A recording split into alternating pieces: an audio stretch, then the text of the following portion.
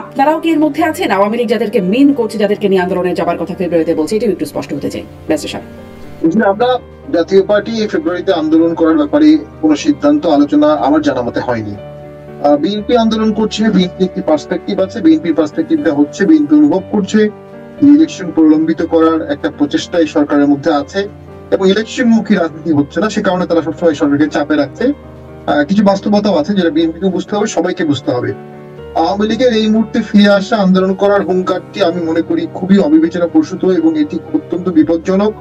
মাঠে ঘাটে এখনো আওয়ামী লীগের অনেক কর্মী আছে যাদেরকে ফেলে আওয়ামী লীগের শীর্ষ নেতৃত্ব পালিয়ে গেছেন এবং এই নেতা কর্মীরা অনেকটা অসহায়ের মতোই আছে। এদের মধ্যে অনেকে দোষী, অনেকে নির্দোষ, অনেকে নিরীহ সমর্থক। কিন্তু যখন আওয়ামী লীগের কাউন্টার বলয়টা আওয়ামী ফোবিয়ায় ভুগছে, অনেকদিন থেকেই ভুগছে, আওয়ামী ফিরে আসবে এই ভয়ে ভীত হয়ে তারা যদি ক্রিয়াশীল শক্তির প্রতিক্রিয়া দেখায় ফেলে, রিয়াকশনারি গ্রুপ হিসেবে কাজ করে, তাহলে কিন্তু আমাদের আবার একটা রক্তের হোলি যে কোনো সময় হয়ে যেতে পারে। সেটাই যদি হয়ে থাকে, আওয়ামী লীগকে বুঝতে হবে এদেশে একটি আন্দোলন হয়েছে, সেই আন্দোলনে সাধারণ মানুষের অংশগ্রহণ ছিল।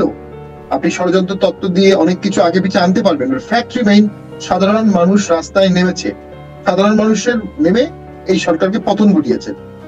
এখন সেই পতন ঘটানোর পরে গোড়া থেকেই একটি সাংবিধানিক ডিরেকশন নিয়ে বর্তমান সরকারটি চলেছে। এটা পুরোপুরি কারেক্ট করা যেত না এমনটা না, কিন্তু একটা তড়িঘড়ি করে একটা অ্যাডহক একটা সিস্টেমের মাধ্যমে সেই সময় সরকারটা গঠন করা হয়েছিল। ফলে একটা ডিফেক্ট রয়ে গেছে, তার সাথে আরেকটা ডিফেক্ট তৈরি হচ্ছে। যদি বাংলাদেশের caretaker government as it was before article 1558 capital A যেভাবে ছিল সেভাবে যদি কেয়ারটেকার গভর্নমেন্ট চলে আসে, যেদিন থেকে আসবে সেদিন থেকে তো এই গভর্নমেন্ট কার্যত থাকবে না। কারণ যখন আওয়ামী লীগ পালিয়ে গেল, সরকার থাকলো না, তখন একটা নো গভর্নমেন্ট সিচুয়েশন হলো। নো গভর্নমেন্ট সিচুয়েশনের জন্য একটা গভর্নমেন্ট করা হলো। যখন গভর্নমেন্টের প্রভিশন থাকবে, কেয়ারটেকার গভর্নমেন্টের প্রভিশন, তখন এই সরকার কিভাবে থাকবে? তো সেই সব জায়গা দিয়ে আমার মনে হচ্ছে যে খুব বেশি দিন কোনো কিছু প্রলম্বিত করার সুযোগ নাই। আওয়ামী লীগকে বুঝতে হবে এদেশের মানুষের মনে তারা আঘাত দিয়েছে, এদেশের বাচ্চাদের, শিশুদের, ছাত্রদের রক্তের দাগ তাদের হাতে লেগে গেছে, দুর্নীতির দাগ লেগে গেছে, বড় বড় কলঙ্কের দাগ লেগে গেছে। এই দাগগুলো মোচন করবে কিভাবে? তবে একদিকে যেমন অনেকে বলছে তিনটি নির্বাচন পর্যন্ত আওয়ামী লীগকে থাকতে দেওয়া হবে না, আরেকদিকে আবার মাননীয় প্রধান উপদেষ্টার প্রেস সচিব বলছে ক্ষমা চাইতে হবে, অনুশোচনা করতে হবে। জিনিসটি কিন্তু সরকার পক্ষ থেকেও সফট হতে বাধ্য হচ্ছে বা হচ্ছে, হুইচ ইজ গুড। এবং যে যুদ্ধাপরাধী ট্রাইব্যুনালের যে আইনের সংশোধনী করা হয়েছিল, সেখানে কিন্তু দল হিসাবে কোন দলকে যুদ্ধাপরাধের জন্য বাতিল করা, নিষিদ্ধ করা যে প্রভিশন ছিল ড্রাফটে, ওটা বাদ দেওয়া হয়েছে। তো আমরা ধরে নিতে পারি দেশে একটি ইলেকশন হলে সেখানে আওয়ামী লীগের অংশগ্রহণ করার আইনগত আপাত দৃষ্টিতে অধিকার আছে, তবে বিপুল পরিমাণ মামলা তাদের অনেকের বিরুদ্ধে আছে। এবং যদি যেভাবে আওয়ামী লীগ পালিয়ে গেছে ওইভাবে বর্তমান সরকার বা একটি সরকার একটি কাঠামো যদি পালিয়ে না যায়, তাহলে ওই মামলাগুলোর বিচার হবে, ট্রায়াল হবে, ফাঁসি হবে, যাবজ্জীবন হবে। তো আওয়ামী লীগ বিপুল উৎসাহ নিয়ে, বিপুল সাহস নিয়ে ফিরে আসবে এবং বিপুল ভাবে আন্দোলন করবে, বিপুল ভাবে ভোট করবে, এটি ঠিক না, এটি সম্ভব না। তবে বর্তমান সরকার যদি সেভাবে পালিয়ে না যায়, মানে এই যদিটা আসছে কেন না? কারণ আমি বলছি যে অনেকগুলো মামলা যেহেতু রয়ে গেছে, মামলাগুলো তো রয়ে যাবে। এই মামলার তদন্ত হচ্ছে, রিপোর্ট হচ্ছে, 164 হচ্ছে, কনফেশন হচ্ছে, ভিডিও ফুটেজ, এগুলো রয়ে যাচ্ছে। আর যদি বলছি এই কারণে ওই যে আওয়ামী লীগ ফিরে আসবে, কিভাবে ফিরে আসবে?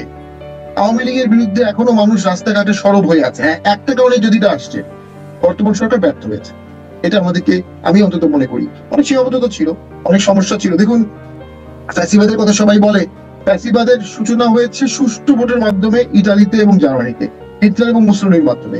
এই সরকারটা গভর্নমেন্ট বাই ব্যালট না, it's a government by ballot, it's a government by discussion, government for discussion. সেই ডিসকাশনে দেখেছি আমরা প্রথমে যে বড় একটা প্ল্যাটফর্ম সরকারের ছিল, আস্তে আস্তে প্ল্যাটফর্মটা ছোট হয়ে গেছে, কারণ সরকারের যারা মূল তালিকা শক্তি ছিল তারা ডিসপুটেড ইস্যুতে বেশি হাত দিয়েছে। সংস্কার জনবান্ধব হতে পারে, কিন্তু তাত্ত্বিক ডিসকাশনে যখন হাত দিয়েছে তখন জনগণ ভাগ হয়ে গেছে। আরেকটি বিষয় হচ্ছে, যে জনগণ ছাত্র হত্যার পরে আওয়ামী লীগের পতনের জন্য এক হয়েছিল, সেই জনগণ তো অন্য ইস্যুগুলোতে এক হবে না, কারণ অন্য ইস্যুতে সেই জনগণের নিজস্ব ভিউ আছে এবং ভিউর মধ্যে মত পার্থক্য আছে। সকল মতবাদ সকলেই বলতে পারে, কিন্তু মতবাদকে ওভাবে চাপিয়ে দিতে পারে না। এখন আমি মনে করি সকল মতামত বলার সুযোগ আসছে এবং অনেক লোক ৭১কে প্রশ্ন করছেন তাত্ত্বিক ভাবে, হুইচ ইজ গুড। 75কে প্রশ্ন করছেন, 90কে নিয়ে আলোচনা হচ্ছে, 47 ইতিহাসের পদ সব হচ্ছে, সেখান থেকে একটু ন্যারেটিভ বেরিয়ে আসবে। কিন্তু একটি ন্যারেটিভ চাপিয়ে দেওয়া হবে। জায়গা দেখছি আমি এখান থেকে ব্যারিস্টার ফুয়াদের কাছে আরেকবার যাবো, কিন্তু আপনার কাছে একটা ছোট্ট করে একটা প্রশ্ন একটু জানতে চাই, যেটি ব্যারিস্টার ফুয়াদ বলছিলেন যে এর আগেও আমরা যে কর্মসূচি আওয়ামী লীগ দেখেছিল সেটা ওই যে 10 নভেম্বর 0.0 পেল একটা মানে জিরো কর্মসূচি মোটামুটি বলা চলে আওয়ামী লীগের, যেটি দেখা হলো। তারপরে হরতালের কথা যেটি বলছিলেন, মানে যেখানে নেতারা পালিয়ে আছেন বা আত্মগোপনে আছেন এই পরিস্থিতিতে কর্মীরা আসলে নামবেই বা কেন? মানে এই সময় বলে না যে নেমেছে তারা, সামনেও কি নামবে? মানে আমরা বিএনপির সময় যখন আওয়ামী লীগ আমলে বিএনপিকে আটকে রাখা হতো, বিভিন্ন কর্মসূচি পালন করতে দেওয়া হতো না, তখনও বলা হতো যে নেতারা আন্দোলন বা কর্মসূচি দেখে বাসায় খিচুড়ি খাচ্ছেন, এরকম হাস্যরস করা হতো।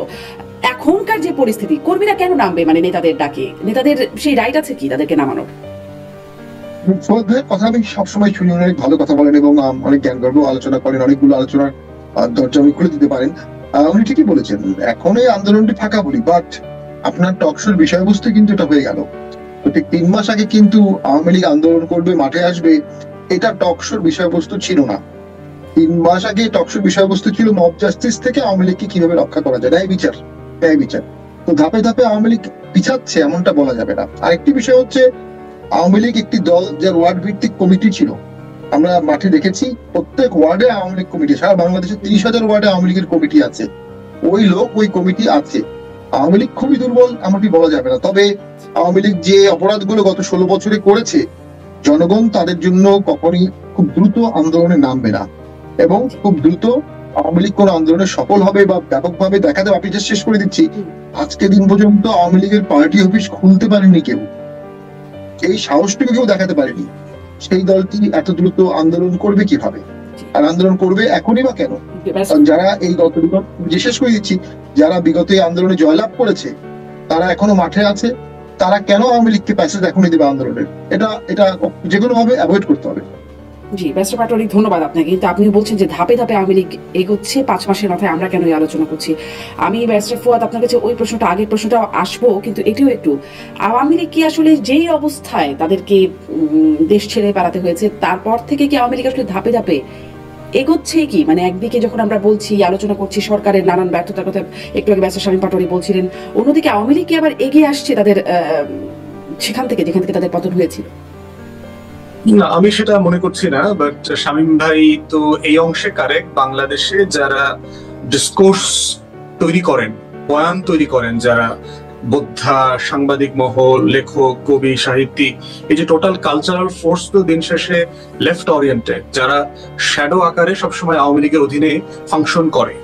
এবং এখনো গণমাধ্যমগুলোতে আমরা দেখতে পাচ্ছি প্রতিদিনের টক শোতে যে লেভেলের মানে আওয়ামী লীগের কি ফিরায় নিয়ে আসার যে একটা মানে চেতনা, একটা কান্না, একটা নীরব কষ্ট, মানে গণতন্ত্রের মানে ফ্যাসাদ দিয়ে আওয়ামী লীগকে পুনর্বাসন করবার যে একটা অ্যাটেম্প্ট, এটা আমরা প্রতিদিন দেখতে পাচ্ছি। এটা একটা হিস্টোরিক্যাল ডিসকোর্স ক্রিয়েশন, যেখানে তারা বরাবরই খুব স্ট্রং ছিল। এবং এই অংশটাতে কখনোই যেহেতু বিকল্প কোনো ফাইটিং ফোর্স ছিল না পলিটিক্স এর মতো, যেখানে একটা বিএনপি আছে, ডানপন্থী পলিটিক্যাল পার্টিজ আছে, কিন্তু আপনি সিনেমাতে বলেন, নাটকে বলেন, আপনি কালচারাল ফোর্স বলেন, কবি, সাহিত্যিক, এই যে দেখেন বাংলা একাডেমি পুরস্কার দিয়ে আবার উজ্জ্বল করে নিচ্ছে। তার মানে কি হচ্ছে যে দিন শেষে বোঝা গেছে এগুলো তো সব আওয়ামী লীগের দালালি করেছে অনেকেই। তো সেই জায়গাতে আপনার ওই অংশটা কারেক্ট, আমি যেটা বলেছেন যে ওই অংশটা একটা বেনিফিট তারা পাচ্ছে। এবং আওয়ামী লীগের নো ডাউট ইন্টারন্যাশনাল লবি খুব স্ট্রং, এবং আমরা বিভিন্ন সময় যখন বিভিন্ন ডেভেলপমেন্ট পার্টনারদের সাথে মিটিং করি, আমরা এটা বুঝি যে আওয়ামী লীগ বাহিরের শক্তি হিসাবে কত পাওয়ারফুল লবি মেনটেন করছে। তো সেই জায়গাতে কোনো সন্দেহ নাই। এরপরে আছে আপনার ইন্ডিয়ান এলিমেন্টস, যে একটা বড় প্রতিবেশী রাষ্ট্র যে দলটাকে দিনে রাতে পেলে পুষে দুধ কলা খাওয়ায় আমাদের উপরে এই দৈত্য আকারে চাপিয়ে দিয়েছে। তো এই টোটাল ফোর্সের একটা ক্যাপাসিটি আমাকে কোনোভাবে ছোট করে দেখবার সুযোগ নাই। এরপর হচ্ছে একটা গ্রাসরুট ফোর্স, যে সারা দুনিয়াতে একটা ফ্যাসিস্ট, একটা নাৎসি টাইপের আইডিয়া ডেভেলপ করবার জন্য কিন্তু আপনার একটা ন্যূনতম গ্রাসরুট সাপোর্ট লাগে। আওয়ামী লীগের এই দুরবস্থাতেও দেখবেন এই সমাজে তার 20%, 25% একটা সলিড ভোট ব্যাংক আছে, যে যারা এই হাসিনার মতো করেই তারা চিন্তা করে, একটা থাগিস কার্টেলের মতো করে তারা চিন্তা করে, মাফিয়াদের মতো করে চিন্তা করে। তো কিন্তু বটম লাইন হচ্ছে আওয়ামী লীগ আর ফিরবে না। রিসেন্ট মেমোরিতে 75-এর বাস্তবতায়, যেখানে শেখ হাসিনা, শেখ রেহানা ছিল ইয়াং পলিটিক্যাল ফ্যামিলির মেয়ে, বড় হয়েছে বাবার রাজনীতি দেখতে দেখতে, আর সেখানে হাসিনার আর রেহানার ছেলেমেয়েরা বড় হয়েছে বিদেশে, লুটপাট করা ছাড়া তারা সিম্পলি বাংলাদেশের পলিটিক্সের রাজনীতির পর্যন্ত জানে না। তাদের কেউই ভালো করে শুদ্ধ করে বাংলা বলতে পারে না। তো সেই বাস্তবতায় আওয়ামী লীগ ফিরে আসবে, ৭৯-র মতো পুনর্বাসিত হবে, সেটা আমি বোধ করছি না। তারপর আমরা দেখতে পাচ্ছি যে আওয়ামী লীগকে পুনর্বাসন করবার একটা রাজনীতি অনেকের মধ্যে আছে। শামীম ভাই আমার learned friend, but owner politics এর ব্যাপারে, আমার পার্টির ব্যাপারে আমার সিরিয়াস রিজার্ভেশন আছে, এবং এটা আমি ওপেনলি বলেছি, সমালোচনা করেছি। ডিসপাইট অল দিস আমরা একসাথে বিভিন্ন মিটিং এ একসাথে অ্যাটেন্ড করছি। তো এই প্রশ্নটা কিন্তু শুধু আপনি আওয়ামী লীগকে করলে হবে না, জাতীয় পার্টি এবং চোদ্দ দলকে করতে হবে। গণ অভ্যুত্থান এবং গণহত্যা নিয়ে তাদের বক্তব্য কি, শেখ পরিবারের আওয়ামী লীগের রাজনীতির ব্যাপারে জাতীয় পার্টির স্টেটমেন্ট কি, তারা ১৬ বছরের জন্য তাওবা ইস্তেগফার করবে কিনা, তারাই গণহত্যার দায় তাদের কাছেও আছে। কারণ 14 দলীয় যে মিটিং হয়েছে সর্বশেষ আপনার এন্ড অফ জুলাই এবং অগাস্ট, যেখানে আপনার কারফিউ দিল, যেখানে গণহত্যার সিদ্ধান্ত নেওয়া হয়েছিল, শুট অন সাইট পলিসি, সেই পলিসি জাতীয় পার্টি সেখানে পার্টিসিপেন্ট ছিল। অতএব এই জুন জুলাই অগস্টের গণহত্যার প্রত্যেকটা সিদ্ধান্ত মেকিং প্রসেসে জাতীয় পার্টি এবং 14 দলের ইনভলভমেন্ট ছিল। তাই সেক্ষেত্রে ওনাদের কাছ থেকেও এই বক্তব্য আসা দরকার যে হোয়াট দে স্ট্যান্ড ফর। রেখে নেই ব্যারিস্টার ফুয়াদ, আপনার কাছে আগে ওই প্রশ্নটা আরেকটু ফিরবো, কিন্তু আমি প্রশ্নটা একটু শুধুমাত্র ব্যারিস্টার শামীম পাটোয়ারি আপনার কাছে রেখে যাচ্ছি যে যেটি ব্যারিস্টার ফুয়াদ বলছেন, তওবা আপনারা করবেন কিনা, আপনাদের সাথে যে এই অভিযোগের তালিকাগুলো যুক্ত হচ্ছে তার জন্য তওবা করবেন কিনা। হাসনাত আব্দুল্লাহ অবশ্য বলেছিলেন কি আমাদের দিন তওবা কবুল হয় না, এই প্রসঙ্গটা আপনি একটু বলবেন শামীম পাটোয়ারি। ব্যারিস্টার ফুয়াদ আপনার কাছ থেকে সেই জায়গাটাও আরেকটু শুনি যে আপনি আপনারা দুজনেই আপনারা দুজনই হচ্ছেন আইনজীবী, আজকের প্রোগ্রামে একটা বিশেষ মাহাত্ম আছে ব্যারিস্টার। সেখান থেকে ওই যে প্রশ্নটা আপনার কাছে করছিলাম, আপনি বলছিলেন আকাঙ্ক্ষা করা তো রাইট। এখন শুধুমাত্র আমরা যদি আইনের জায়গা থেকে দেখি, আইনের শাসনের জায়গা থেকে দেখি, যখন ধরেন আওয়ামী লীগ ক্ষমতায় ছিল তখন হঠাৎ আমরা দেখতাম যে জামাতের গোপন বৈঠক চলছে, এই সন্দেহে সেখান থেকে গ্রেপ্তার করা হলো, শিবির সন্দেহে ধরে নিয়ে যাওয়া হচ্ছে। তখন আসলে এই প্রশ্নগুলো আসতো যে এটা কি মানে আইন গোপন একটা বৈঠক করাটা কি আইনগতভাবে অপরাধ, বা শিবির সন্দেহে ধরে নিয়ে যাওয়া, শিবির সন্দেহ করে এটা কি নেওয়া যায় ভাবে। তেমনি এখনো আবার যখন এই বিষয়গুলো আসছে, আপনারা বলছেন বা প্রেস সচিব বলে দিলেন যে আওয়ামী লীগকে ভুল স্বীকার করার আগে, বিচারের আগে তাদেরকে কোনো কর্মসূচি করতে দেওয়া হবে না। কোন আইনের অধীনে আপনারা আসলে এই কথাটা বলছেন, বা কিসের অধীনে দেওয়া হবে না? প্রথম কথা হচ্ছে জামাত শিবিরের কি তারা কোনো গণহত্যা করছে? জামাত শিবির কোনো গণহত্যা করছে, মানবতা বিরোধী অপরাধ করেছে? জামাত শিবিরের নেতা আপনি তো 16 বছরের আমল নামার কথা বললেন, এই আলোচনাটা যেখানে আসছে, গোপন মিটিং এর কথা বলে যে ধরপাকড় করা হয়েছে, এটা তো গত 16 বছর হয়েছে। তো 16 বছরে জামাত শিবির গণহত্যা করছে কিনা, মানবতা বিরোধী অপরাধ করছে কিনা, গণ অভ্যুত্থানে পরাজিত শক্তি হিসেবে তাদের নেতারা পাকিস্তানে পালায় গেছে কিনা, প্রশ্ন হচ্ছে এগুলো কোনটা তারা করে নাই। 71 ইস্যু, আপনি 71 তো ইন্ডিপেন্ডেন্ট আলোচনা, এটা আমাদের ইতিহাসের একটা বড় অধ্যায়, সেখানে পক্ষের শক্তি বিপক্ষের শক্তি বিচার, সেটা আলাদা করে আলোচনা করতে হবে। কিভাবে এটা করা যায়? এটা করা যায় হচ্ছে যে ম্যান্ডেট ক্রিয়েট হয় কিভাবে সেটা বুঝতে হবে, যে ইন্টারিম অ্যাডমিনিস্ট্রেশন বলেন অথবা যারা গভর্নেন্সের দায়িত্বে থাকেন তাদের শাসন করবার এখতিয়ারটা তৈরি হয় কিভাবে। প্রথমত হচ্ছে ম্যান্ডেট তৈরি হয় যুদ্ধের মাধ্যমে, লড়াইয়ের মাধ্যমে। রোমান এবং পার্সিয়ানরা, এম্পায়াররা সরাসরি